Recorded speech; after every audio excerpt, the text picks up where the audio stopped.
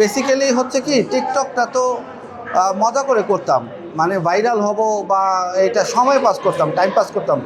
কিন্তু পরবর্তীতে দেখা গেল যে টিকটকের জন্য অনেক কথা শুনতে হয়।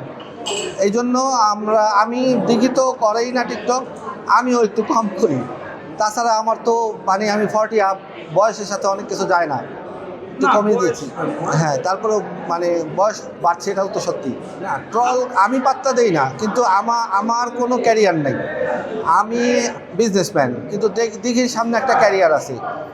আমার কারণে দিঘি যদি একটা কন্ট্রোভার্সি হয় এগুলো নিয়ে, ওর সামনে ওকে নিয়ে মানুষ অনেক কথা বলবে, এতে ওর ক্যারিয়ারের ক্ষতি হতে পারে, এটা চিন্তা করে আমরা করি না। এছাড়া আমাদের পারিবারিক সামাজিক যোগাযোগ যেটা, সেটা আমাদের খুব ভালো আছে।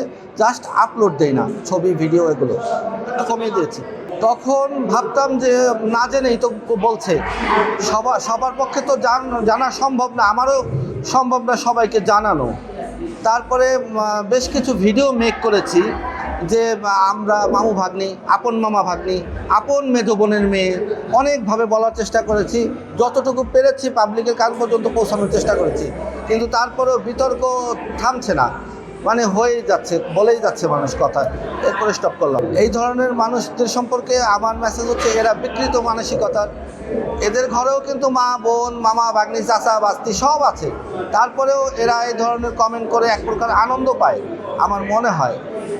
এটা আসলে আমি কি বলবো, এদের নিয়ে এর চেয়ে বেশি কিছু আর বলতে চাই না।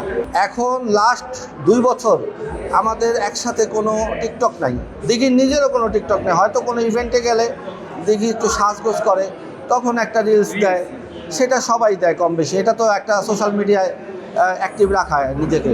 কিন্তু আমরা দুজন মিলে আগে যেভাবে করতাম কোভিডের সময়ে, ওই ওই ওই ভিডিওগুলো, ওই ধরনের ভিডিও আর করা হয় না। আসলে কি, আমার মেজো বোন যখন নায়িকা ছিলেন, বড় মাপের নায়িকাই ছিলেন, রাজ্জাকের সাথে অভিনয় করেছেন, ওই সময় কিন্তু আমি ইয়াং, আমি তখন ইন্টার পরীক্ষা দিয়েছি, একদম ইয়াং, অল্প বয়স, তখনও আমার এই ইচ্ছা জাগে নেই।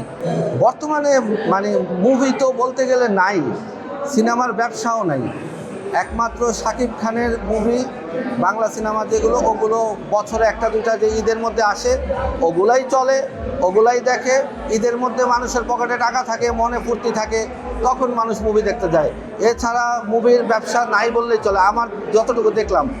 হ্যাঁ, ভালো মুভি আসলে আমি দেখতে যাই, কিন্তু মুভির অবস্থা এখন খুব একটা ভালো না, আরও উন্নত করতে হবে। মানুষকে হলে ফিরাতে হলে আরও ভালো মানের ছবি করতে হবে।